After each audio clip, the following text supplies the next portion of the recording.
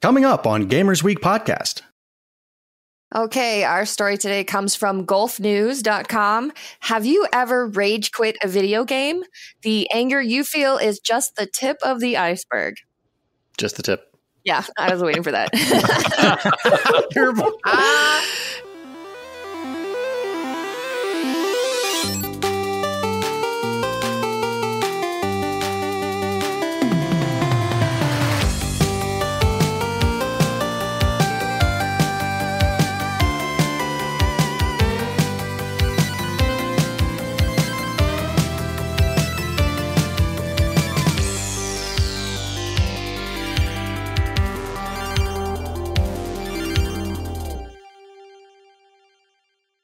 Ever seen that movie Slammin' Salmon?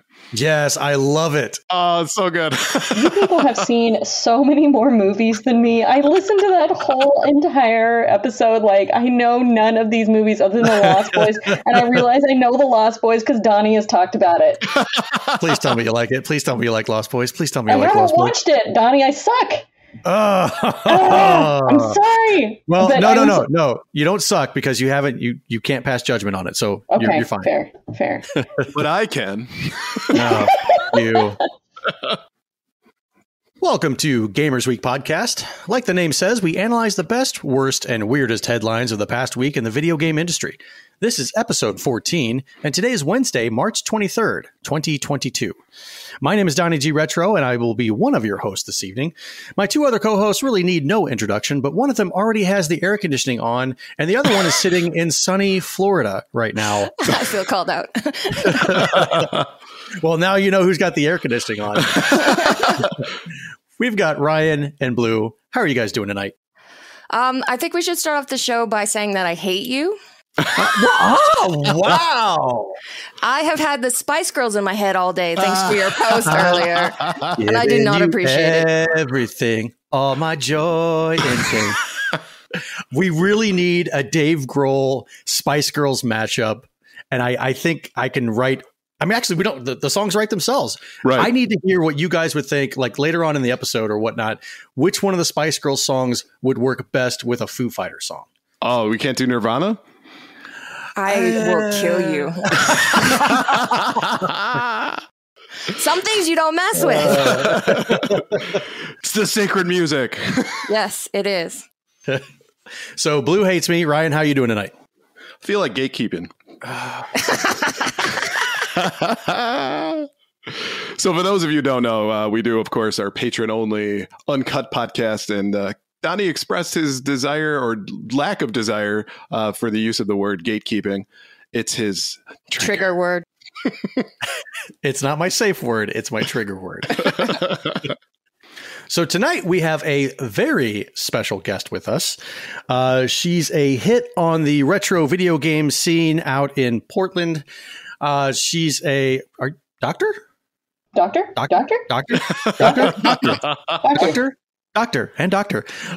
She's a doctor, and she plays one heck of a piano. And if you don't have her CD, I'm looking at it right now. Let's talk to RedAux. RedAux, how you doing?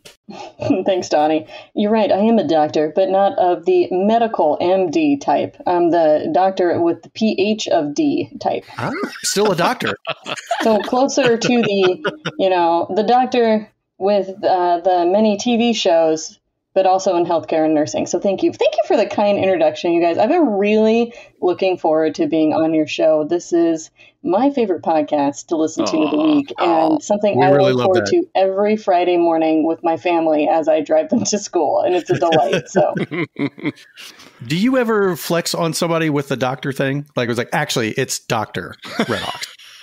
I can't tell you how many times I've been tempted to do it to people who were actually me in my real life, but only as a joke on stream. I don't do it actually in real life. And my students call me by both my title or professor, or sometimes if we're in clinical or in the lab setting, it's more appropriate to use first names because we're all colleagues. At least that's my thing. I would never dunk on somebody, who wasn't a doctor in academia, because that's what jokes do. And I don't think I could use a PhD responsibly. I think I'd be pulling rank all the time.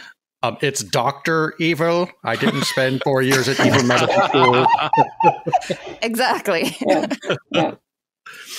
So, first off, an actually moment, courtesy of Ryan. In the last episode, we said that Howard Phillips was involved in the creation of the ESRB, but it was actually Howard Lincoln. Mm-hmm. We apologize to Howard Phillips' butthole for that one.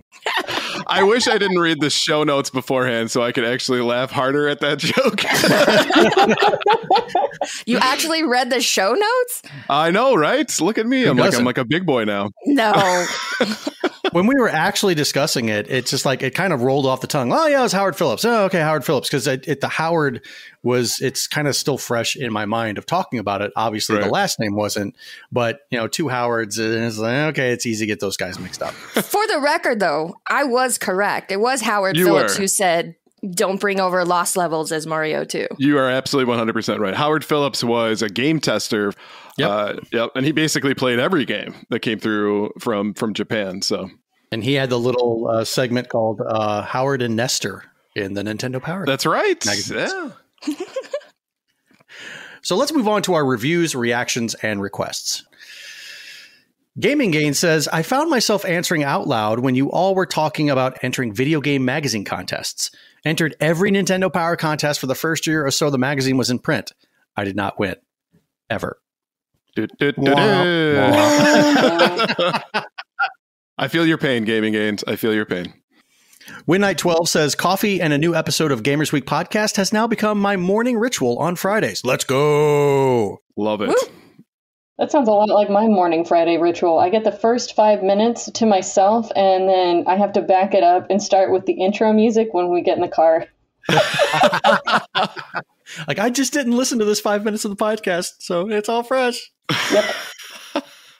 Mike Backlog Knight says, this has been exactly what I wanted from this podcast. It's fun, informative, interactive, and most importantly, entertaining. Thanks for putting on a great show, and definitely looking forward to Fridays even more than normal now. That's what makes me feel good about doing this podcast is that we are a part of people's routines. We put on a show and you hope people listen to it. And the fact that people listen to it enough to make it part of their weekly experience is that just a heartwarming moment, if you will. It is. So, yeah, thank you all for this. This really means a lot. And that feedback that you guys provide is great. So thank you. Absolutely. And now it is time for the very important poll. Who was that? That was a voice synthesizer on my phone. Oh, that is great. You know what that sounded like from a distance? And I'm sorry if you have to edit this out, but it sounded like Pinbot. Do you remember Pinbot? Yes. Totally sounded like Pinbot. Every Monday on Twitter, we post our VIP. That is our very important poll. And if you'd like to participate, follow us on Twitter at GamersWeekPC. So our question this week was, what is your favorite game in the Castlevania series? Our answers were Bloodline in third place with 9.7%. Super Castlevania came in second with 24.9%. And the winner, Symphony of the Night, with 47.3%, almost half of the votes. We also had 18.1% of people vote other, so let's check out some of the answers from the other category. At Glenny said, I've only played one so far. It was Mirror of Fate. It doesn't get mentioned a lot, but I don't know why, because it's very, very good. At Inner Demons, GR says, Rondo of Blood with Castlevania 3 and Symphony of the Night right behind. It was so good. At Eternal Dragon, X1 says, Dawn of Sorrow is the best 2D Castlevania. At Power 80s Ninja says, Rebirth on the Wii. I love loads of Castlevania games, but this just feels so solid. Not the longest or most challenging, but I just love the way it plays. And at Flames of 24 says, Symphony of the Night for sure, but I have a soft spot for Castlevania N64, underrated. And that is absolutely the first time I've ever heard anybody say anything positive about Castlevania 64. It's got to be a very soft spot. So let's start with RedAux. How did you vote? Unsurprisingly, I went with the Castlevania NES, the OG. which is the same thing that my CD comes from. And Nice. when I saw this poll, it did not occur to me until this morning that you might have picked it for me. And I thought, oh, wow, that's so nice. Actually, I'll be honest, I didn't. It is actually a complete wonderful coincidence. That makes it even better. So the truth is, I have only played, don't get your Rotten Tomatoes out here, folks. I've only played 3 of the Castlevania games. The original, Simon's Quest, and Castlevania 3. And I did not finish 3 yet. I plan to play it this fall for Halloween. So these are not games I had as a kid. And I found them for the first time last year. And then this year, I liked 1 and 2 so much that I just had to replay them for Halloween, in October. But at the same time, I started putting together the arrangements for my Castlevania piano concert that I did on the Saturday around Halloween. Mm-hmm. And so with all of that behind me, I have not gotten around to any of the other games yet. But I did just buy the PS4 limited run copy of, I believe it's Symphony of the Night. And there's another one that's packaged in with it. Does anybody remember? It's Rondo of Blood. It's Rondo I have the Blood, same collection, yeah. yeah, right. So we got the same collection. Yeah, exactly. So I'm very excited to try those out when they arrive. I also am very desperately wanting to play Super Castlevania for the Super Nintendo. So I'm looking forward to that. That one will be probably next on my list. And I plan to revisit 3 this fall and, get good and play it. Do you feel like you'll need an easy mode for that? I'll have you know, I beat Adventure Island, okay, and Dragon's Lair. I'm just kidding. You did beat Dragon's Lair on the NES. Yes. And I did beat Adventure Island, and those games are mean. Whoa, wait a second. Did you just say you beat Dragon's Lair on the NES? Yes. I couldn't even get past the first part. I can't get over the damn bridge. We have a new retro gaming reigning champion here on the show floor.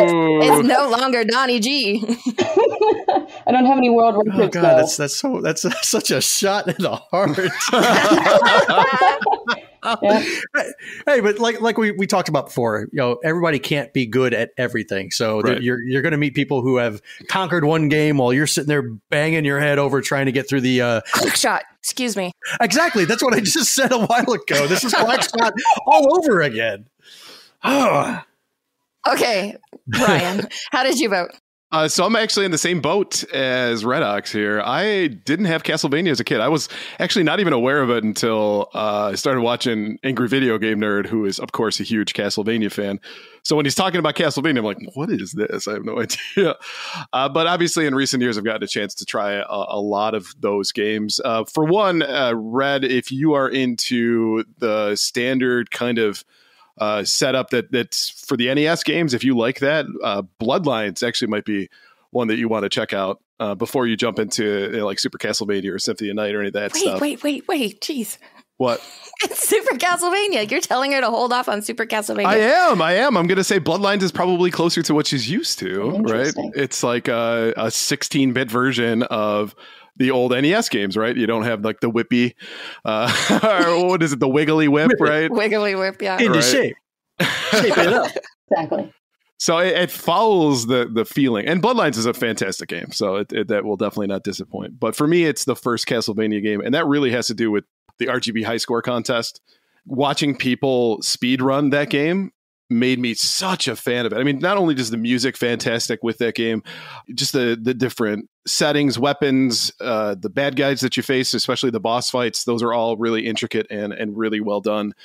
And that's one of those games where I've never beaten it. And after going through RGB high score, watching everybody show me all the tips and tricks, I was like, I'm going to do this. And I went back and actually beat it. So nice. Yeah, great game. It's hard to top that one for sure. Well, Ryan, I got to ask you though, but have you ever soft locked it? Not personally, because again, I spent so much time watching everybody else. So it's like you got to know what weapons to have when. Because I mean, if you don't get the holy water with death, you're pretty much SOL. So making sure that I knew exactly what candles to hit and what candles to avoid made that whole process a whole lot easier. So thank you for everybody for showing me the easy way. That was my easy mode. See, I didn't know easy mode, and I used the cross. death that first time. There is just an imprint of Simon laying in that hallway on the way to death in my game cart, just like permanently. Just a 4.5. Everything's fine. It's fine. Yeah. Yeah. And that's one of the tough things that I find with speedrunning is that like the memorization of every single candle and knowing exactly what every single spot you need to be in order to get hit, to get pushed up to this one level or to the upper level that allows you to skip one big section of the level that you're on. Mm-hmm. It's just, it's very, the anxiety comes out whenever I'm playing something like that. I'm sweating. I'm just like, oh God, I messed it up. Okay, got to restart. That's what save states are for. Yeah, there you go. Blue, what was your choice? I went with Super Castlevania. Like you guys, I didn't play Castlevania games till I was an adult. But unlike you guys, I was completely aware of them because I would pass them like in the video game rental place on the weekends and go, I want to try this so bad. But of course, I wasn't allowed. So got them as an adult and immediately fell in love with Super Castlevania. It's basically a remake of the first game. Mm-hmm. You know, not 100%, but basically, and it's so much smoother, and I love the wiggly whip. It's so much more useful. The graphics are better. Everything about Super Castlevania made me fall in love with the series. So that had to be my pick. Would you say the soundtrack is better in Super Castlevania? Oh, yeah. Yeah. The music in that game is fantastic. It is. Mm-hmm. It's incredible. And it sets the mood, which is great too. Ooh, setting the mood, huh? It sets the mood just right. Some people really like Castlevania. Not that much. What was your choice, Donnie? So I know you guys are probably going to kill me for this one, but I didn't pick because I don't think I have a favorite in the series. I am... of a different breed than you guys because I played the original Castlevania whenever that sounded like gatekeeping. No, I'm a different breed than you guys. My God. I'm not. I'm simply saying that I'm in a different pool. Okay, I played the original Castlevania when it came out. I played Simon's Quest whenever it came out, and I'm like, what the hell is this? Somebody's trying to mash up Castlevania with the Adventures of Link. And I was like, nope, not for me. And then Castlevania 3 came out and I was like, oh my God, this is great. I can actually play as a different person. Oh, wow. And I can climb on the roof and go under like this. This is amazing. And then Super Castlevania 4 comes out and I'm like, oh my God, it's another Castlevania. It's exactly what you sounded like. Exactly. Well, of course. Mom, can I buy this new Castlevania? I never got to play Rondo of Blood or Bloodlines until later in life. Honestly, I don't know if I recalled a Castlevania ever coming out for the Sega Genesis. And then it wasn't until later when I started going back and playing Castlevania again, like with RGB, what he said with the RGB high score. Mm-hmm. Playing Castlevania, getting familiar with it. And it was one I never beat. I had never beaten Castlevania until the RGB high score. And I was able to do Castlevania 3, the original Castlevania. And then I played Castlevania 4 on stream one time and beat that there. And I remember actual Mega Retro Man was there and he was telling me at the very end before you go up to Dracula, he's like, okay, jump off this platform. I'm like, no. I'm not gonna jump off there. Are you crazy? Like, I'll have to start all over. He's like, trust me, just do it. I'm like, man, if this kills me, he's like, just do it. And I jumped. It was a leap of faith. I jumped and I landed on an invisible platform and all of these goodies came raining down upon me. And I'm like, I was there for that. I was live there when you did that, and I remember your face that when he suggested that, and it was the face of absolute skepticism. Like, so you tell me that if I stick this fork in this light socket, it's not going to shock me. I'm telling you, it's not going to do that. So I couldn't really select just one particular entry in the Castlevania series because I do love several of them. Well, Donnie, since you didn't finish your homework, give me a moment here to consult with Professor Ryebread. I think he needs to write us an essay now. You're not my teacher. I'm done with school. 5 pages, single-spaced, with citations. There you go. Come on. Times New Roman. Yeah. No, Comic Sans. You'll get Comic Sans. Wow. So, RedAux, you mentioned a couple times in our discussion, but For everybody who's not really aware, could you tell us about the album that you just released? You bet. So I started talking a little bit about last Halloween. I did a Castlevania piano concert for Halloween this year, and it was really fun. And as we got closer to Halloween last fall, I decided I really wanted to learn a lot of the Castlevania music. It's just an amazing experience playing those pieces on the piano. And I discovered that when I went to YouTube, there just wasn't a lot of Castlevania piano music, except, of course, for Bloody Tears. So if you search Castlevania piano music on YouTube, all the hits are Bloody Tears. And so I thought, okay, well, the original game has amazing music, and it's the game I love just so very much to play. It's just a delight. I couldn't wait to play it again this year. So it would be fun to honor it with some piano tunes. So I found some kind of basic arrangements and spent some time sitting at the piano with a pencil and kind of rearranging and RedAuxifying them up. And then over time, I would record one song at a time, and then maybe another song, and then have a few more minutes to put together and record another song. And eventually, I had all 15 tracks completed and a variation on a theme for a bonus track. I got a little help from the music community in Retro and around Twitch, and decided I would put it together on a website called Bandcamp. And then one night, someone on the stream, and I won't say who, said, well, could you make it a CD? And I said, I don't know. How would I do that? And I looked into it a little bit, and it's actually kind of hard to make CDs right now in 2022. But I found a company that would print them and print the CD sleeves and jackets. And what you all have tonight is the Castlevania CD, the first run of the album, where I included the CD with a custom printed CD itself, with, of course, the 16 tracks, and it has a CD insert and a jewel case. I tried to make it as much like the 90s as I could. One of my favorite features of the CD, other than the music, which was amazing to put together for me, just a great experience, because I'm not a professional musician. I'm a hobbyist, and so it was really a dream to be able to put something together that people would enjoy and that I could feel proud of myself. But the piano keys on the CD itself, you can actually feel them. Yeah, they're raised slightly, yes. Yeah. I'll be damned. That's so cool. So as a result of her releasing this awesome album and providing us with a copy of it, so we were planning on doing a giveaway. We'll open the contest here on Friday, March 25th. All you have to do in order to enter is to take either a screenshot or a picture of you listening to the latest episode, which of course is episode 14.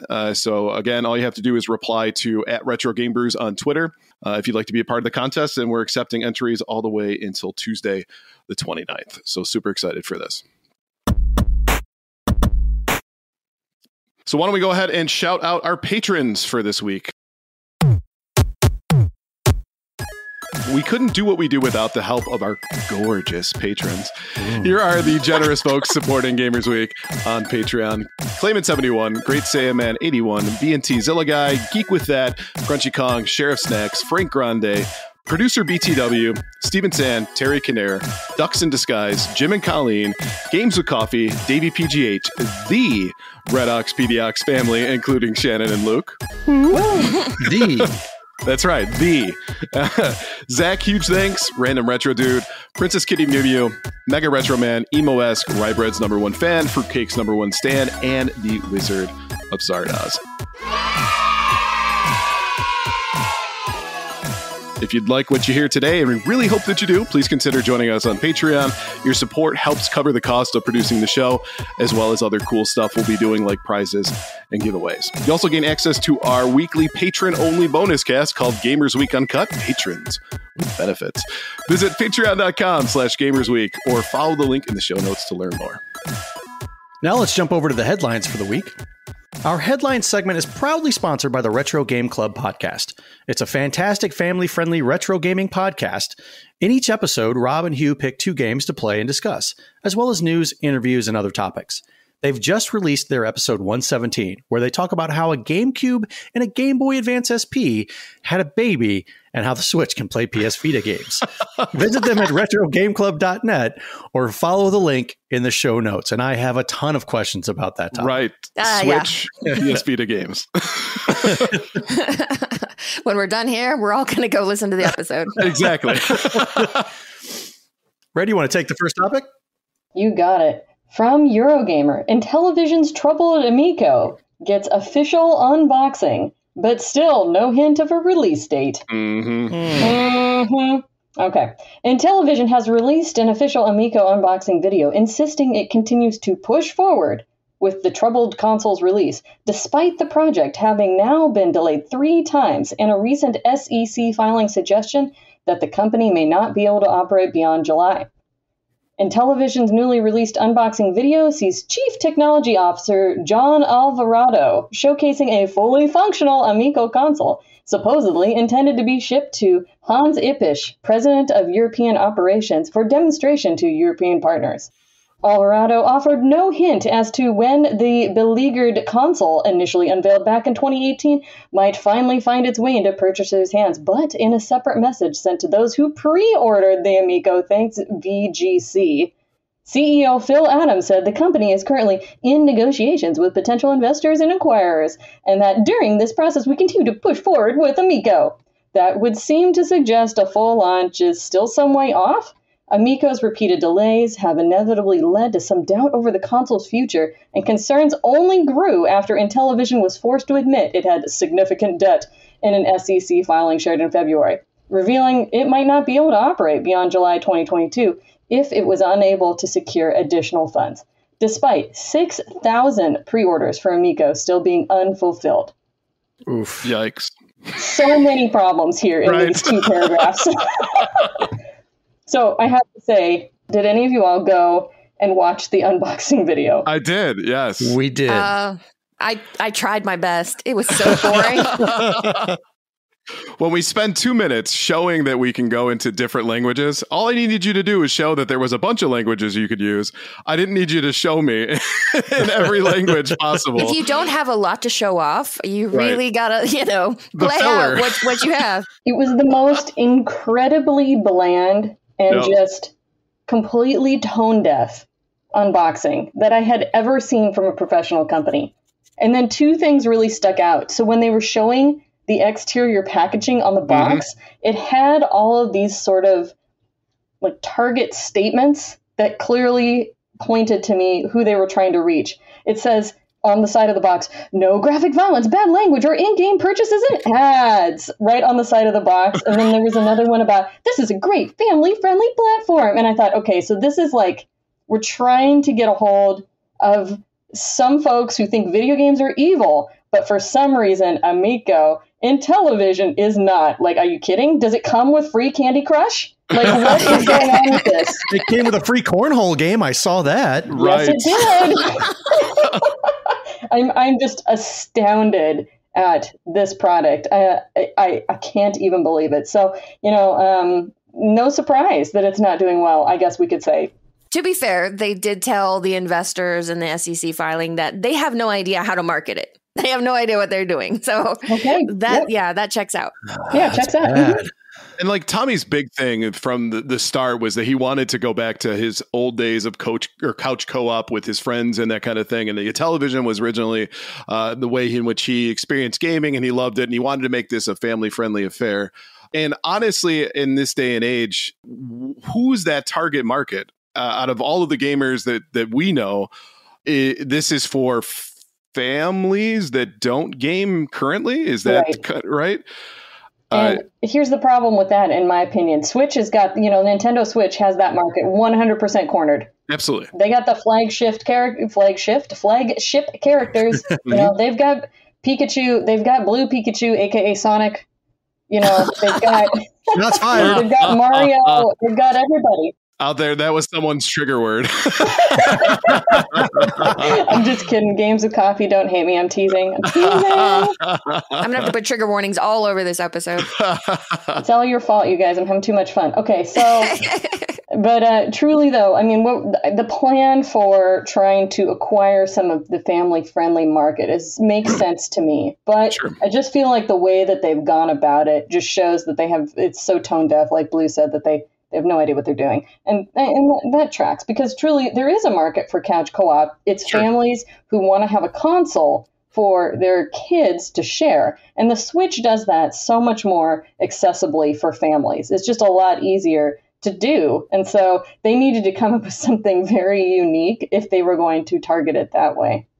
And they're like, they want to bring back the Wii model is what it seems like, right. Where the controllers themselves are really around this whole idea of motion controls and that kind of thing. Like, for example, with the cornhole game, the controller itself has got a big wheel and a display on it. So it almost looks like an iPod from that era as well when the Wii came out. So it's a style of play that, if you had the ability to go back in time and release your Amico then, maybe that would have been a good thing.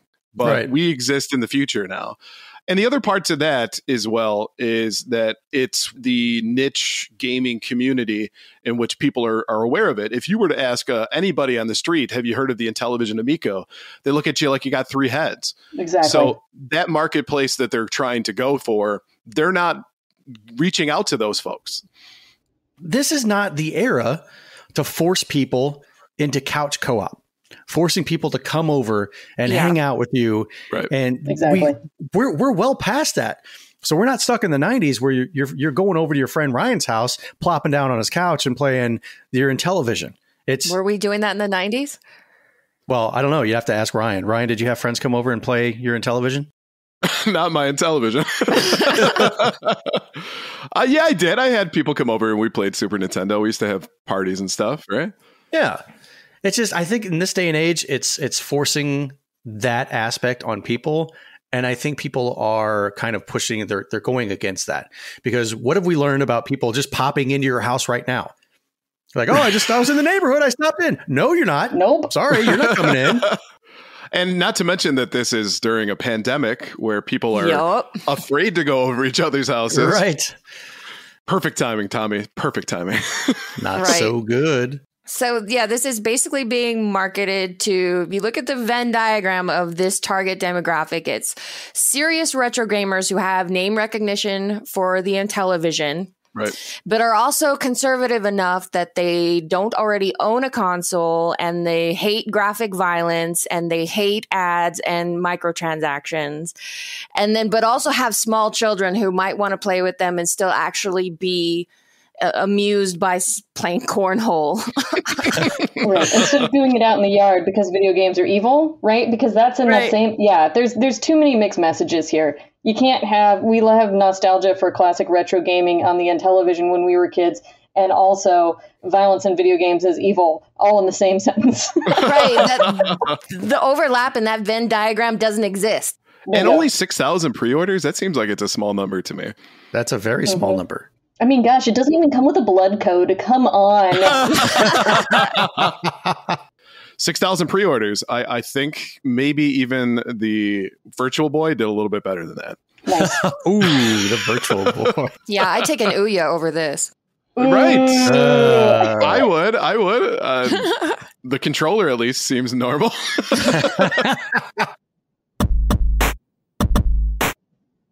All right, next up from IGN, The Witcher 4's new director promises no crunch on my watch. Game director Jason Slama, who was a UI programmer on The Witcher 3 and most recently directed Gwent, the Witcher card game, said crunch won't happen on my watch when replying to a Twitter user who commented that CD Projekt Red employees have been subjected to poor working conditions in the past. Crunch refers to employees having to work long hours and extra days in order to finish a game on time, something CD Projekt Red made mandatory as Cyberpunk 2077 approached its release date. Slama does seemingly have some precedent in avoiding crunch, saying he was able to lead Gwent to success without relying on controversial working practices. CD Projekt Red said the upcoming Witcher game will be the beginning of a new saga, and fans are already theorizing who the main character will be. The developer announced the game on March 21st, just a few hours after a fan potentially found The Witcher 3's final secret, and didn't say much else except that the game will run in Unreal Engine 5. CD Projekt Red last released a mainline Witcher game with Wild Hunt's release in 2015, but has since released Cyberpunk 2077, The Witcher Tales Thronebreaker, and Gwent. So, I'll believe it when I see it. Right. Is there no crunch? No crunch. I'll believe it when I see it. Okay. As the article does say, CD Projekt Red promised before that there would be no crunch in Cyberpunk until there was. I think they will continue to sacrifice their employees if it gets them where they need to go. Oh, absolutely. It's the whole don't ask for permission ask for forgiveness. Mm-hmm. Right. Exactly. And I bet that if you go out on the internet and say, we promise no crunch, it's a great PR move. Oh, absolutely. Right, which CD Projekt Red needs a lot of right now. And they were talking about it. So for a while, there's been a lot before Cyberpunk 2077 came out. There were a lot of investigative YouTube channels that focused on CD Projekt Red and the practices that they got involved with. And the interesting part is, to Blue's point, is that there was a lot of PR stuff that was done to say, we don't do that kind of thing. That's not who we are. And they even did tours of the inside of CD Projekt Red to show that it was like a Google type of environment where there's free food and all this stuff. And you can get a vegan diet if you want right from them. And just trying to play the we're the good guys mentality, but push comes to shove. And then they ended up releasing a game that was essentially unfinished, especially if you wanted to play it on the PS4. Right. So when you have a track record, it's one of those things where if you can get away with something, you have a tendency to do it again, right? Absolutely. We need to be able to say it's okay that a game is late. We need to be willing to do that from a consumer standpoint rather than demanding it. Absolutely. The companies should not be sitting there releasing stuff that's not ready because the consumer's like, oh, give it to me. It's already been 5 years. I want it now. It's my game and I want it now. But like you said, they have investors that want to make this money. And the more time that you spend on a game developing it, the less time that there is to get that money back, to have that money coming in. So when Cyberpunk 2077, which was a game that was in development for 10 years?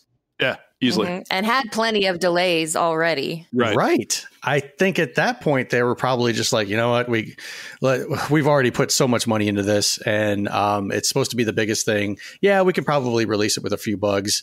Let's go ahead and do it. And it just immediately shit the bed. Right. And then they got sued over that too. That yes, whole release. They did. And people were money was refunded because people couldn't play it. Yeah. I know Jason Slama has good intentions. Yeah. The game that he already directed was Gwent, the Witcher card game, which is a tiny little niche spin-off game of the Witcher series. And Witcher 3 is one of the biggest, most beloved, most successful games of the last generation. So he is stepping up to Witcher 4, which is going to be crazy anticipated. People are going to be foaming at the mouth to get their hands on Witcher 4. And if it doesn't deliver, there's going to be hell to pay. So he is going to be facing, even if he goes into this saying, no, for real, not on my watch, there's not going to be any crunch. He is going to be under pressure that he has never seen ever in his life, I imagine. Right. So it's going to be a whole different ball game. And I still think that CD Projekt Red, we got to see it to believe it. I totally agree. One thought about this that I heard you all talking about was the quality of a product that's put out when the work environment is poor. And I'm no expert in, the gaming industry or anything like that, but I know that when you have a poor work environment, it leads to increased burnout, and increased burnout means you get more errors, more problems with safety or design or creativity. And so over time, it just degrades the quality of the work. And so either people leave or the company folds and somebody comes in and takes over. And that's what it seems like with this situation, that unless they make a big change, what we might be seeing from CD Projekt Red in the future, because the quality of the work will suffer to such a point and the work environment will be so poor that people will take their business elsewhere and employees will just go. They'll go find someplace else to work at this point. And essentially, this is their one shot to prove that they're still a viable development house. Yeah, the Witcher games are CD Projekt Red's bread and butter. Like it says, 3 out of the 4 last games they released were all from the Witcher series. If you had one shot or one opportunity. Mom spaghetti. So my thought, though, is that they've already got, obviously, a reputation with Cyberpunk 2077. This is their one time to come out with a game of equal size that they can tout as being high quality, that doesn't have the bugs that they experienced in the last one, and that doesn't experience crunch. So in a way, there's some pressure there, too. And I would hope that they would learn from that lesson, what they went through with Cyberpunk 2077. Well, fingers crossed. Right. I wouldn't want to be in charge of Witcher 4 for sure. I don't know, Blue. I think you could crack the whip. We're still talking about a video game, right? Yes. Totally different podcast. Stay tuned for the Patrons only podcast. We're just kidding.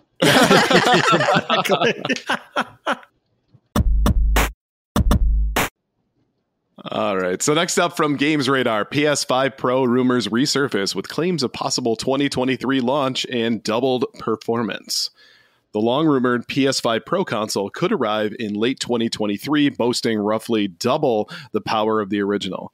That's according to a recent report from Red Gaming Tech, which is generally reliable when AMD tech, like the PS5 central chip, is concerned. Assuming this timeline is accurate, it's possible that Sony was initially hoping to release the upgraded console in 2023, which would line up with the 3-year gap we saw with the PS4 and PS4 Pro, but is still evaluating the ongoing supply chain bottlenecks affecting a range of hardware, including the original PS5.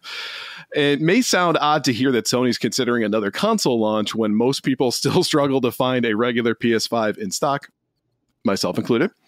But console development can't exactly stop on a dime.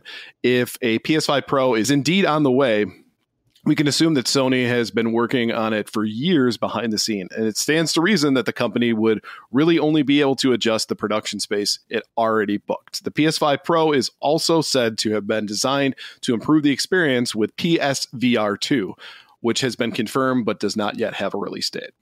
I would really like a PS5, I think, just because, or PS5 Pro, because you already have one.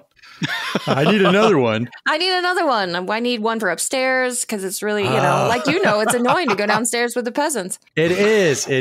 I don't like to mingle with the common folk, Sounds like I'm not the only rich kid here now. I told you I've become PS5 bougie now. But I think it doesn't matter. Even if Sony is able to get these things to market, it's not going to matter because the scalpers are still there. They're going to suck them all up. They're going to go for $3,000 or whatever stupid amount that it is. And the rest of us will never see one. Actually, it looks like the scalping market for PS5s and Xbox Series X's have rapidly declined. I see people listing Xbox Series X's for basically a little over retail price, like $580, $600 in my area. Wow. So it used to be where you couldn't find like even a Switch, the OLED Switch around Christmas time. You could not find those in stores. Now, like you walk into a Target or a Walmart, they have them in stock. They're fully stocked. PS5s and Xbox Series X's are still available online only, but at least for the people still looking for them, I think hope is on the way. Well, that might be the best silver lining of a PS5 Pro coming to market is that the regular ones should be of no further interest to the scalpers, and maybe people will finally be able to get one. But the scalpers will still totally buy all the PS5 Pros because that's what they freaking do. Oh, absolutely. Yeah. If there's money to be made, you give somebody an opportunity to make money, they're going to do it. No question. Mm-hmm. So double the performance. That's kind of exciting, though. The regular PS5 is lightning fast as it is. There's basically no load time. So if they're doubling that, I can't even imagine what that would be like. As I was just going to say, where does improvement really come from here at this point? Like, what are our expectations for this? The biggest thing that I would want out of a PS5 Pro is more storage. So couldn't they have just focused on the PS4 or PS5 Pro initially and made that and not have to deal with two separate consoles? How are they going to get double your money, Donnie? How are they going to get double your money? Exactly. I like the hot takes, though. Yeah, nothing sells a console better than talking about more power. More power! I don't know. I think that's what sells a PlayStation and an Xbox more. I think what sells a Nintendo more is, a Zelda on the launch date or a Mario or something like that. Fair enough. Nintendo plays by their own rules. Yeah. They're edgy and cool and hip. So when does it get to the point when consoles are just PCs? Isn't it kind of like that right now? It is. It's almost there. So if we're doubling the power of the original, you're basically buying a PC that doesn't have Windows on it, more or less. That's a good thing. That's a selling point. A great thing. And for a much cheaper price than if you want to get a PC that performs nowadays, you're spending upwards of $2,000, $3,000 in order to get all the components. And that's if you're putting it together yourself. If you buy a kit, it's way more expensive than that. So I'm all for this idea that consoles are getting to the point in which they're just basically prefab PCs for you. Yeah, there's something to be said for having it all in one box, too, for folks who want to play the fancy PC game, but perhaps don't have the tech know-how to set it all up, or they just prefer an easier product where what you do is plug it into the entertainment center of your household and hit go. And I think that's the big draw that still keeps people coming back in some markets to consoles. It's just a more dedicated and straightforward experience. Yeah, no installing Windows or anything like that. Exactly. I don't have to, if I'm building a PC, I don't have to figure out where to put all the hardware and stuff. I mean, when I built my PC, it was with Baggins, who is an IT professional. So he walked me through it. If he wasn't there, I would just have a whole bunch of parts sitting around for a very long time. Moving on to our top 3 new releases of the week. Tiny Tina's Wonderlands, platform of PS5, Xbox Series X and S, PS4, Xbox One, and PC. Embark on an epic adventure full of whimsy, wonder, and high-powered weaponry. Roll your own multi-class hero, then shoot, loot, slash, and cast on a quest to stop the Dragon Lord. Ghostwire Tokyo, PS5, PC. Tokyo's population has vanished and deadly supernatural forces prowl the streets. Use an arsenal of elemental abilities to unravel the truth behind the disappearance and save Tokyo. Kirby and the Forgotten Land on the Switch. Float off on an all-new adventure as the powerful puffball Kirby. Explore in 3D stages as you discover a mysterious world with abandoned structures from a past civilization, like a shopping mall? Copy enemies' abilities like the new Drill and Ranger and use them to attack, explore your surroundings, and save the kidnapped Waddle Dees from the ferocious beast pack alongside the mysterious Elfilin. What? Hope you're hungry for an unforgettable adventure. So I know we've talked about some of these games previously on our last episodes. Which one of these are you most excited for, Blue?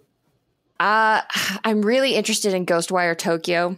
My main hesitation is I wish it wasn't first person, but I'm going to keep an eye on it, see what people think of it, what the reviews kind of generally say, and what people I know online are saying about it. And I may pick it up anyway and just play a first person game. I hate first person games, but the game that I did pre-order is Kirby and the Forgotten Land. I think that it will be a really good palate cleanser after Elden Ring, after Unbound, after all the stupid hard games that I've been playing. Just play something casual and easy and colorful and chill, and I'm looking forward to it for sure. Like sweet ginger as opposed to downing a whole mouthful of wasabi. Sure. That's an interesting analogy, but we'll go with it. It works. Nice. Red, what about you? Okay, probably unsurprisingly, I'm going to also go with Kirby. But I have to tell you, I asked my daughter Shannon before recording tonight what her thoughts were on Kirby and the Forgotten Land. So she's played through the demo at least twice. Shannon's 9, by the way, for the folks listening. And she has many big thoughts about Kirby and the Forgotten Land. First of all, clearly this is the ultimate form of a Kirby game. His final form. Yep, final form. She expressed that this is the one that we've been looking forward to as people who like Kirby games. This is the one because it takes all of the cool gameplay elements that they introduced in the previous Kirby game, the one for the Switch, the Friends one. What the heck was it called? Star Allies. There we go. It takes the Star Allies kind of elements of creativity and game smoothness and applies it directly to a Super Mario Odyssey-like engine so that it's in that 3D overworld. And she was like, Mom, this game is going to be excellent because it takes Star Allies and it puts it in Super Mario Odyssey. She also went on to say that she enjoyed the new copy abilities with the giant mouthful mode, yeah. Yes, mouthful mode, that it just gave it something a little different to do, but it was very easy to use and the controls felt great. And she thought most of the mouthful modes that you have in in the demo were fun and silly. And so she appreciated that a lot, and she is looking forward to that. It's a day one buy from my 9-year-old who's been saving her money. So there you go. Wow. I think we should start having Shannon do our reviews. She'd be into it. Yeah, it sounds like you got yourself a future YouTube review celebrity on your hands there. Luke as well, though. He does a bunch of reviews as well. So you'll have like a family affair. That'd be awesome. There you go. Yeah. Ryan, which one of these are you excited for? I'll tell you, when you describe a game as having an adventure full of whimsy and wonder, that's where I immediately turn off. Right. So probably not Tina's Wonderlands. Ghostwire, to me, I haven't seen anything about it, but based off of the description, it kind of sounds like Akira, so I would be interested in potentially checking that out if I got a little bit more on it. But Kirby, that's not really my speed, I got to be honest. Even though I'm sure there are a lot of people out there that absolutely love Kirby games, I've just never really gotten into them. The only game I ever got into that was Kirby was a pinball game. Yes, love Kirby's Pinball. Fantastic pinball game. But yeah, I think probably Ghostwire Tokyo out of these three would be my choice. Ryan only likes very serious games. Serious. Why so serious? I'm in the same boat with Ryan. See, he likes serious games too. You guys are no fun. Kirby looks nice and fluffy and light and just childish. It doesn't really appeal to my senses first off. Not to say that I won't ever play it, because I played Super Mario Odyssey and it's a great game. I love it. I absolutely love it. It's one of my favorite entries in the series. So I will at some point give Kirby and the Forgotten Land a chance. If it's not too late to download the demo, I probably should and give it a shot. But I think the one that really stands out for me is Ghostwire Tokyo, just because of the way it looks. Because it's a first person, it sort of gives me that feel of BioShock. Ooh. When I'm looking at some of the screenshots and what you can do. And if I can get that feel of one of my favorite games of all time and have it recreated in like a sort of cyberpunk type setting with Tokyo, then I'll take it. Way you've described that definitely piqued my interest. Now I'm ready. That's a valid point about Kirby, especially playing through the demo and not being 9 years old. That is the thing that struck me, is how it was like over the top easy. Even the boss fight at the end of the demo, not challenging at all. But I'm assuming that this is going to be a lot like Yoshi's Crafted World, which came out a few years ago, in that it's a game that seems to be designed primarily for children. It's really, really easy, very forgiving, but there is challenge involved for people who want it in the various challenges that each individual level has, the collectibles, the time trials, those kind of things. Right. There was definitely some stuff in Yoshi's Crafted World that had me pulling my hair going, I can't do this. So even if the game looks very childish on the surface, if you dig a little deeper, Nintendo often puts in a little extra something for the people who like challenge. We talked about this being the family-friendly console, so it covers all the bases. If you've got a family where your kids are probably going to get you into it at first, and then you're going to find yourself awake at 2 a.m. going, why couldn't I get past this one level? Right. So this should be on the Amico then? It should be on Shut the up. Amico. No, you take that back right now. I'm just kidding. You shut your mouth, Donnie G. All right, so let's move on to our main topic of this week. Okay, our story today comes from golfnews.com. Have you ever rage quit a video game? The anger you feel is just the tip of the iceberg. Just the tip. Yeah, I was waiting for that. Rage, it's all consuming. It makes you want to scream and literally break things. Why does anger make us lose all control? In his book, Emotional Intelligence, American psychologist Daniel Goleman explains that anger causes blood to flow to the hands, making it easier for people to strike an enemy or even grab hold of a weapon. The heart rate speeds up. There is a rush of hormones, and adrenaline creates a surge of energy that's potent enough to take immediate action, no matter how awful that action is. I mean, there's limits. This is very dramatic. But there's a flip side to anger. It's often a protective mechanism, an iceberg that people usually focus on, but that hides a whole range of emotions beneath the surface. One way it manifests is through video games. Disturbing imagery or violent storylines are often accused of fostering feelings of aggression in players, but in March of 2014, a study published in the US-based Journal of Personality and Social Psychology found that hostile behavior is linked to gamers' intense experiences of failure and frustration during play, rather than any violent content within the game. This study was the first look at gamers' psychological experience instead of just focus on game content. You or someone you know might have experienced this kind of frustration, which is commonly known as rage quitting among gamers. Throwing the controller in frustration after losing a game is an example of this kind of behavior.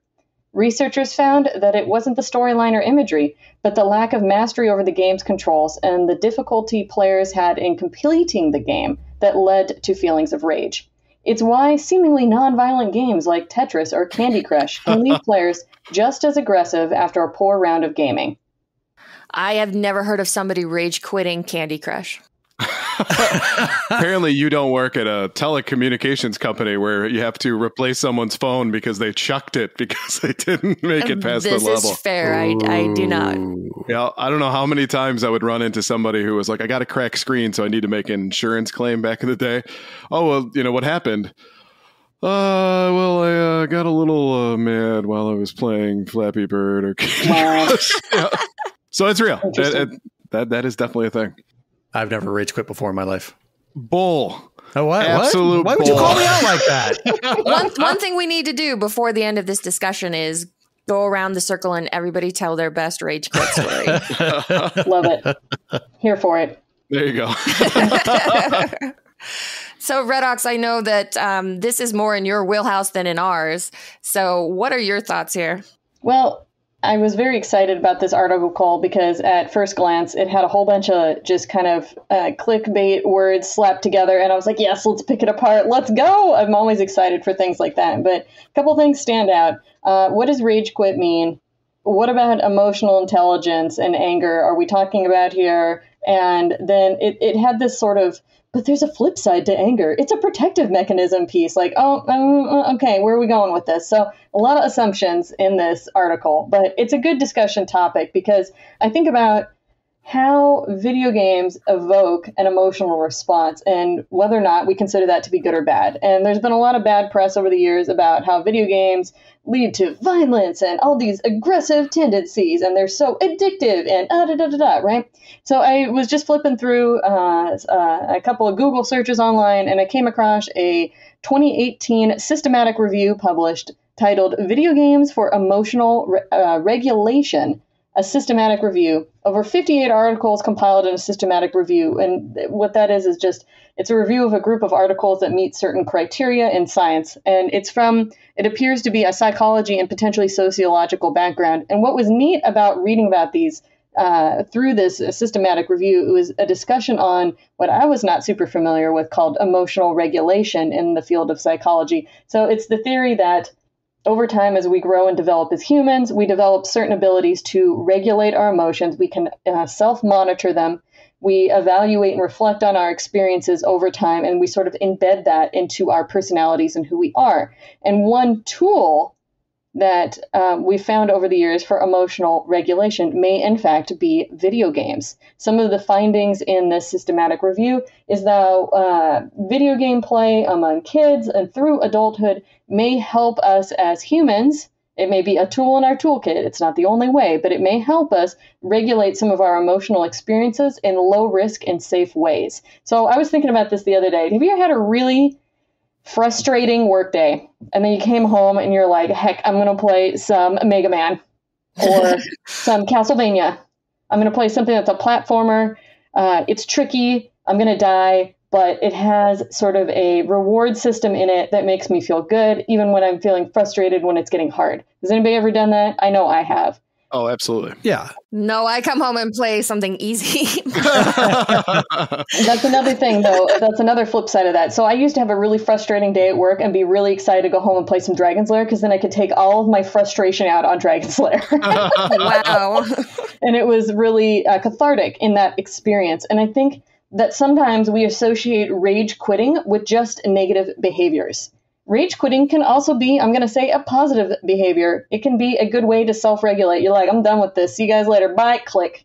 Yeah. Because you know that if you continue to engage, it's not going to affect you in a positive way emotionally, right? Right. Yep. That's exactly why we quit. We're like, this sucks. I'm out. Bye. Right? And then you leave. And sometimes that's a good choice, is to stop a situation that's leading to more frustration and come back. People who practice instruments, you know, if you're practicing the violin, the piano, the saxophone, whatever, and you're getting frustrated and you're unable to master a passage in the music, you take a break. Right. Yeah, like me with the guitar. Yeah, exactly. And then you can come back later. And I think that is one of the things about rage quitting that is sort of assumed that it's always negative. And I don't think it necessarily can be. I think it can have a positive impact as well for folks. And it can teach emotional self-regulation in that way of sort of having experiences which most of the time are going to be low risk, unless you break your controller. So I asked my son Luke, what are your thoughts on rage quitting? And he said, rage quitting is a bad experience where you feel that you have failed. It feels bad, like you've been defeated, and like you got a B+ on your math homework. Oh, God. Your B's for bad. And I just laughed. He's just pulling our legs, Mr. Honors Math here, you know.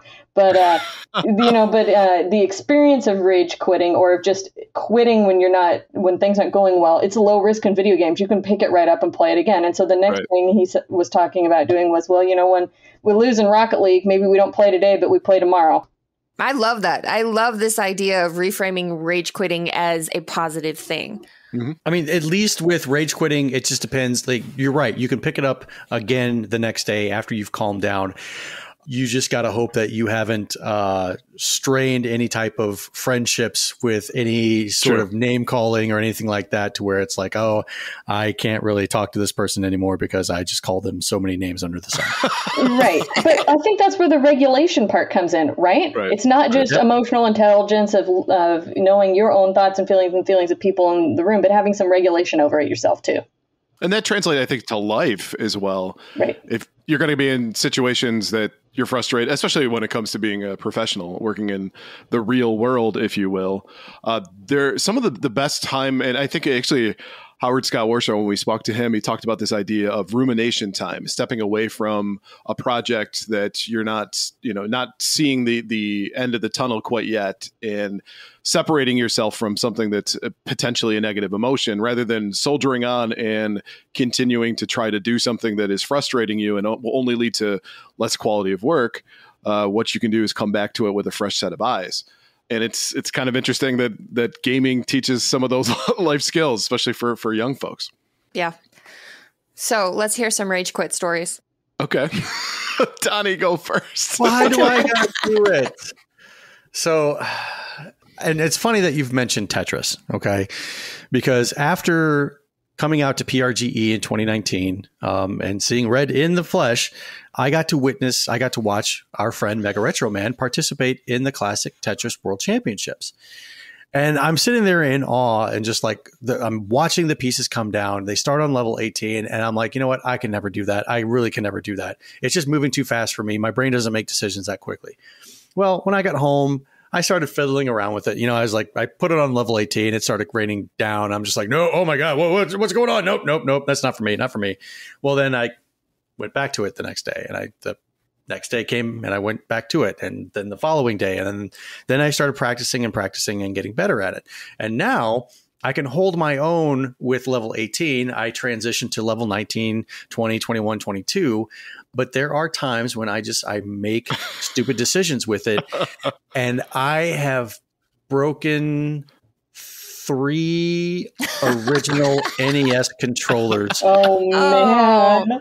You know, there's limited numbers of those. I know. But in my defense, they weren't really the greatest controllers. They had some stuff going on with them, like one of the buttons, like you had to really press it down to get it to register. So it was the controller's fault that you weren't. It was. Right now, I'm practicing with a dog bone NES controller, which it's okay. It's not the greatest. Like the reaction time kind of sucks on it, as opposed to one of the original controllers. So I'm very careful not to throw that or try to snap it in half. But yeah, the Tetris can make me rage quit more often than not. And, an NES controller is pretty hardy. So you breaking one is actually 3 of them. I'm pretty impressed. Yeah. Did you like smash it on something or did you just rip it in half or what was the technique here? The first 2, I basically I just pulled it out of the system and I went to go slam it. Like one of them, I actually went outside because I didn't want to slam it inside. The neighbors are like out in the yard, just what the hell? I took it out to the driveway and I was careful not to really get too much length on the cord to where it would bounce up and hit me in the face because I totally saw that he's raging, happen. but he hasn't lost control. Yeah, he's well regulated. Cathartic release of emotion, right? Exactly. Because I know I saw that happening. Like I go to swing the controller on the concrete and it just bounces back up and hits me in the face. It's like, oh yeah, you're going to try and destroy me. Well, F you. That's what you get.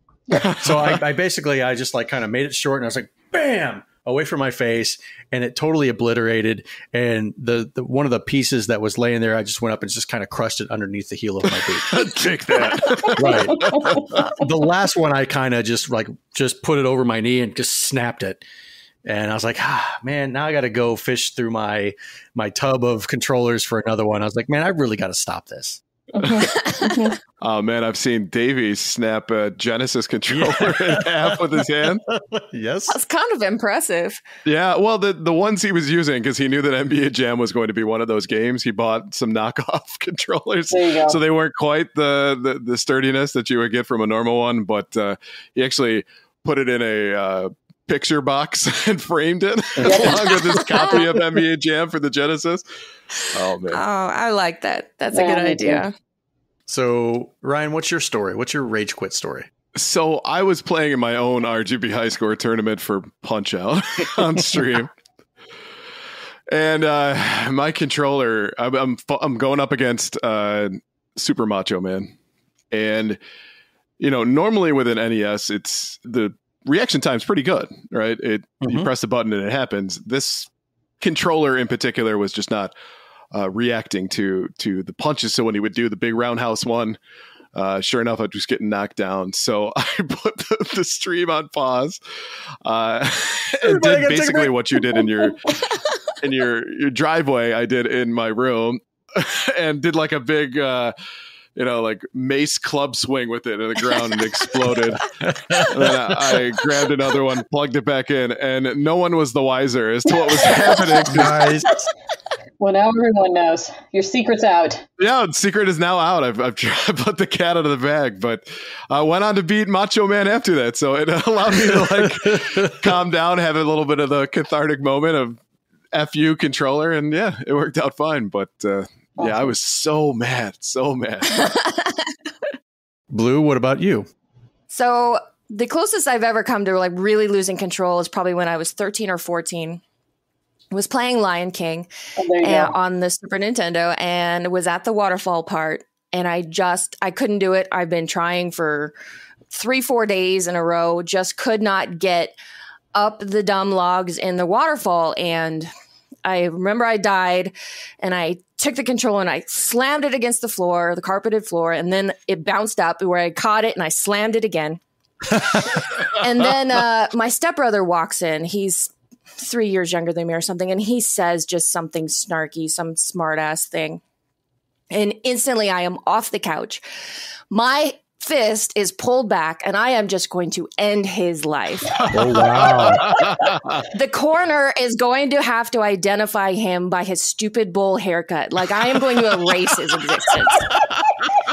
And just before I hit him, I have this moment of clarity where I see my parents grounding me for 3 months and not being able to play Lion King again and beat this waterfall. Or even worse, I see them getting rid of the video games altogether because clearly they're bad for the children. And I was like, So I stopped the punch and said nothing further to him and went outside and ran laps around our property for 45 minutes until I was so tired that I knew I could come back inside and deal with his stupid face. Good emotional regulation, sponsored by video games, especially The Lion King for Super Nintendo. No. If you want to test your emotional regulation, I highly recommend The Lion King. Yep. So when you came back inside, did he see that you were worn out and he decided to put a beating on you because he knew he would have you? No, I think he had gone off and done something else, or I was really good at avoiding him. Like, there was no further drama that night, or else he saw that he was this close to death because right. He's like, Look in the eye. he was a scrawny little talker, and there was nothing he could have done to stop me. I know what that's like. Now, I'm interested in hearing what Red's rage quit story is. Yes. Well, I think at least a couple of you probably saw this go down, but if not, the clip of it lives in infamy. And it's even been embedded, a part of this has even been embedded in the Renaissance's stream as part of his Be Right Back screen. So I've seen apparently notorious for an epic controller drop moment. So y'all may have known that I've played some games that were considered not super great games on Twitch and beat them. And one game that I would argue is not as bad as you think, in fact, it was the first in my series of not as bad as you think game reviews, was Bubsy for Super Nintendo. And there's this one part in Bubsy when you're playing it on Super Nintendo, but I believe it's been my experience watching people stream this, that this doesn't happen in the same way on the Genesis, but I can't prove it. But if you're playing the Super Nintendo version, there's this really difficult series of levels that we used to call Canada on Twitch. Apparently, actually, the name of the levels is Oregon, which is great. And you get to the end of the stage, and there's this boss that you have to fight while standing on a raft that's moving. And in Bubsy, once you get touched by anything, you die. Everything kills you. And I had struggled and struggled and struggled to get to this boss. And I got there, and I one-shot perfect kill him. I tap dance on his noggin. The bad guy dies, and I fall down. The computer auto-scroll falls you down to the raft, and Bubsy walked off and killed himself. Oh, what? And it didn't happen just one time. No. It happened 5 times. 5 times. what the hell? 5 times. And after, I don't remember which attempt it was, but I just like chucked the controller down on my desk, and it's right by the mic. So it's like, and I turn around and grab my like stuffed unicorn that I have on the stream, named Chonky the Unicorn, and just put the mic on mute and just screamed into the unicorn. Screamed. Fully meltdown. The kids are like, "Mom, you right?" Mr. RedAux like looks over the computer like, "You doing okay there, dear?" I was like, "Yep, everything's fine." And then I just unmuted it and go, "Okay, we're gonna try it a few more times. Let's go." Go right back to it. That made me just about lose my mind, though. It, like I said, I think it was 5 or 6 times I died. That was nuts. But apparently when you play the Genesis version, he doesn't walk off the raft when you land on the raft. So if you land on the edge, you land on the middle, it doesn't matter. You had to land on that thing in the Super Nintendo version dead center, or he walks off and kills himself. Like, it's got to be precise. It was nuts. Genesis does what Nintendo don't. That's right. So before we bring in Professor Ryebread, let's hear a quick message from the sponsors of our Gaming History 101 segment, The Elitist Podcast. Hey everybody, we're The Elitist Podcast, a show where 3 friends and occasional guests play games about games. Video games. Games of the video sort. We do trivia, our own takes on classic game shows, board games, audio trivia. We make them all about video games. As Elitist, Elite-I-S-T. Find us on your favorite podcast platform. Give us a follow at The Elitist on Instagram, TikTok, and Twitter, where we post daily trivia. The Elitist Podcast.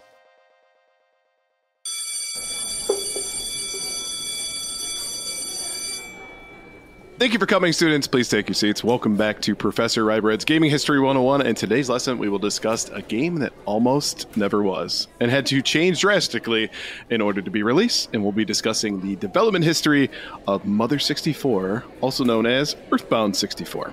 So, by the way, have any of you guys played the game Earthbound or any of the Mother series? Absolutely. Mm-hmm. Nope. No. God, Donnie. I've never played Earthbound. That's really fun. That's what I hear. And I can't give you an answer as to why I never played it back in the day. Well, nobody played it back in the day. It was expensive and nobody had it. Like, only a few folks did, right? I mean, it's still expensive now, yeah. Yeah. Right. But now you can play it on the Switch online. Switch Online or emulation. I've never touched it yet. Yeah, and if memory serves me right, it's also on the NES Mini that you can get as well. So yeah, it's there. So Donnie, you don't have an excuse now. I know, I don't. That's because that's staring me right in the face. Yeah. Well, actually, it's the Super Nintendo Mini. I'm sorry, you're right. Touche. See me after class. We're handing out actuallys all over the place.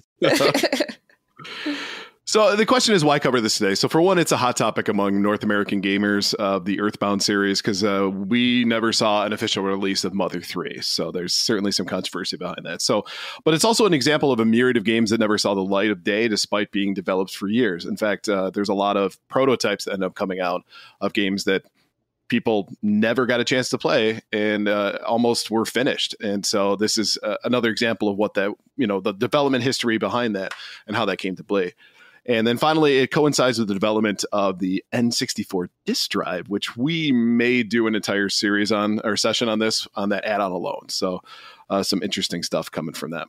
But if we start at the beginning, Mother, of course, is an RPG series that was written by Shigesato Itoi that was modeled after the Dragon Quest series, but is mostly known for its modern setting, its humor, originality, and parody. And in West, we saw a Mother game only on the Super Nintendo. Of course, it was called Earthbound or Mother 2 in Japan, which has become a cult classic among retro gamers in the last few decades. To I think the point we made earlier that originally it was probably too expensive for most people to play, but word got out behind how awesome this game was. So the idea for the story and the gameplay behind the Mother 64 game, though, was first thought by Itoi even before the completion of Mother 2 or Earthbound.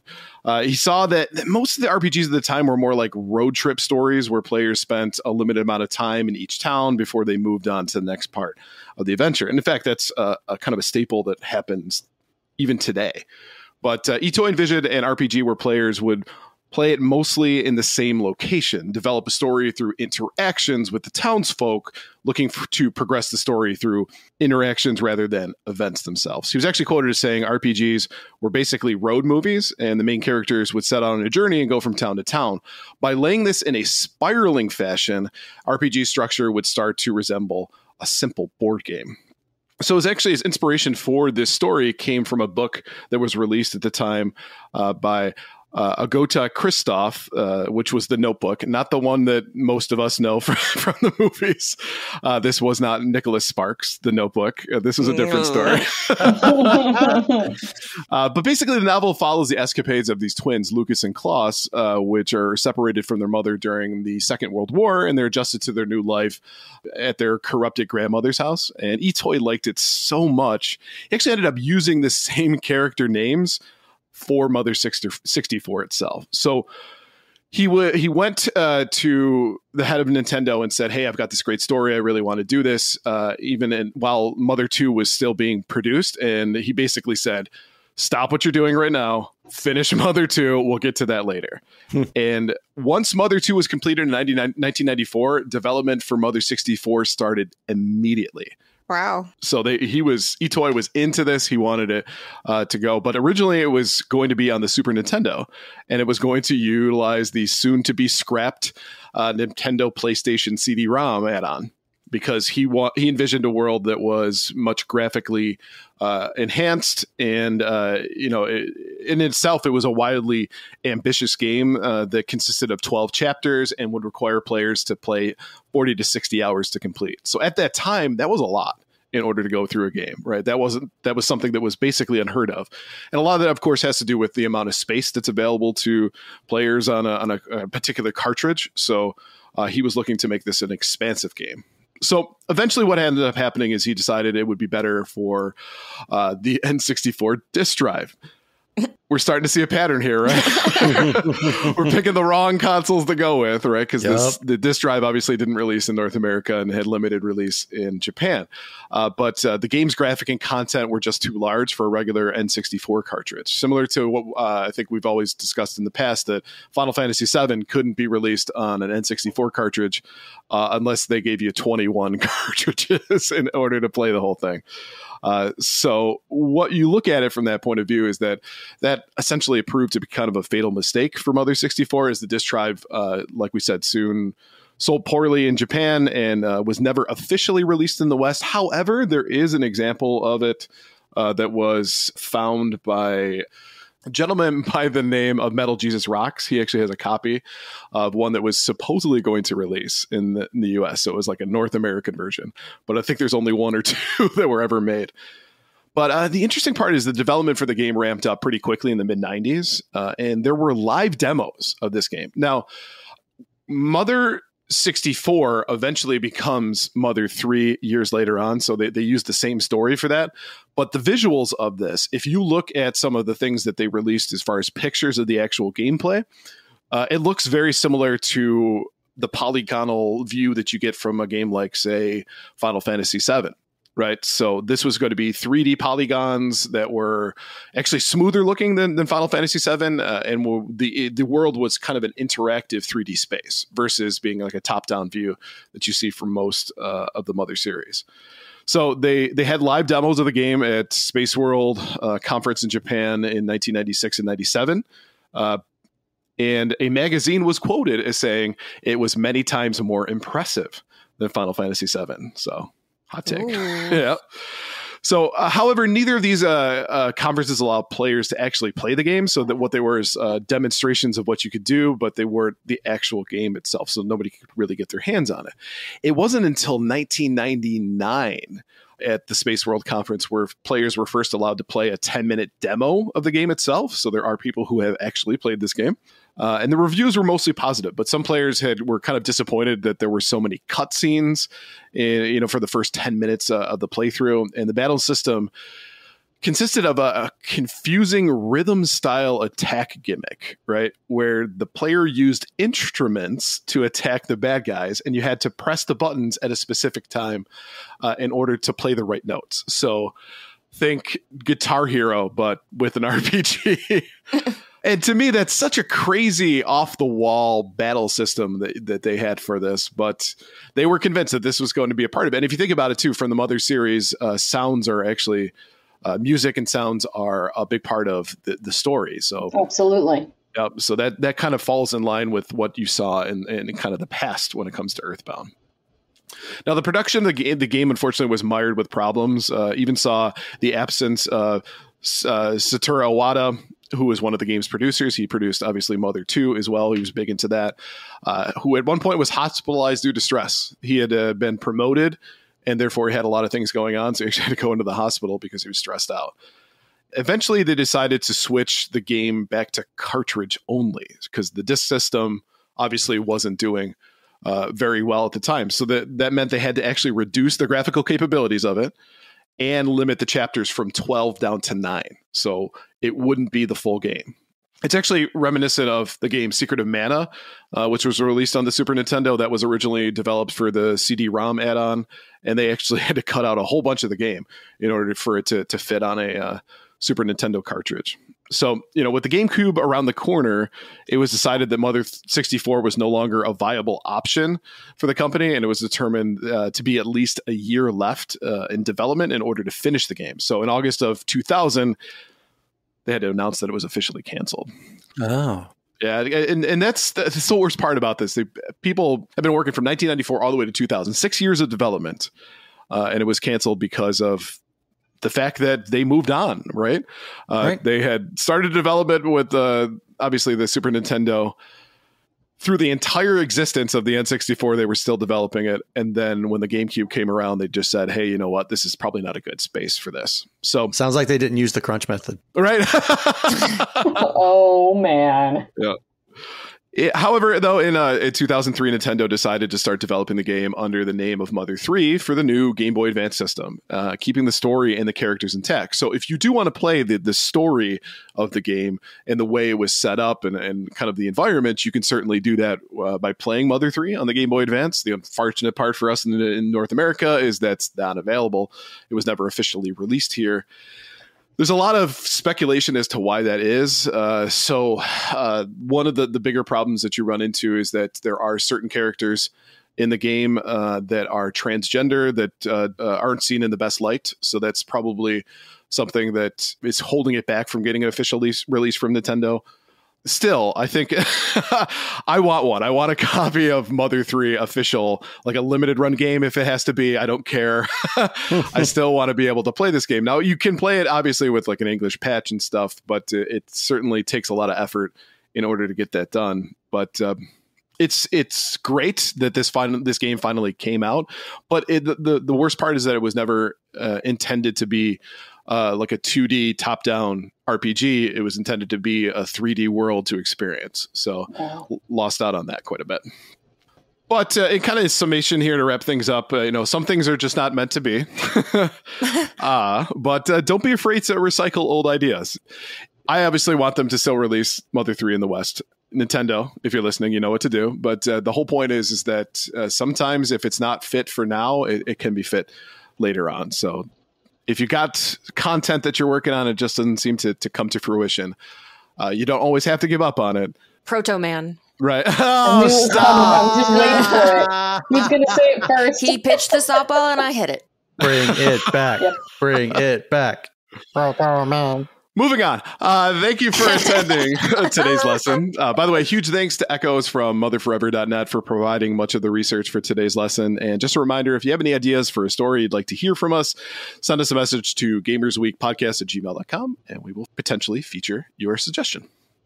The Amico should take note with what Ryan just some ideas are just bad. Right. Well, unfortunately, they don't have a DeLorean that can go up to 88 miles an hour. Nope. Which the DeLorean is actually making a comeback too. Is it Did really? you know that? Yes, it is. I did not know that. It's electric though. Boo. Right, it's electric. Yeah, I heard about this. Yeah. Boo. Who knows? It might be cool. It might come with a flux capacitor, right? If there's no flux capacitor, I want my money back. All right, we're going to go and wrap up this episode of Gamers Week Podcast. Thank you for listening. This was episode 14. And a big thank you to the Retro Game Club podcast and the Elitist podcast for sponsoring this episode. Don't forget to check out their links in the show notes. If you want to connect with Gamers Week, follow us on Twitter at GamersWeekPC.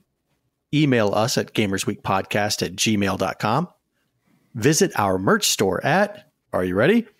gamers-week-podcast.creator-spring.com. Or if you want to do it the easy way, like everybody else does, follow the link in the show notes. Join us on Patreon at patreon.com/gamersweek. RedAux, thank you very much for being a guest on this episode of the podcast. We really do appreciate you coming on and providing your insight to some of the main topics that we talked about. We would love to have you back on sometime soon. Thank you. Thank you so much. This was really a delight. You all are the best to work with. I'm so excited to be here. Thank you.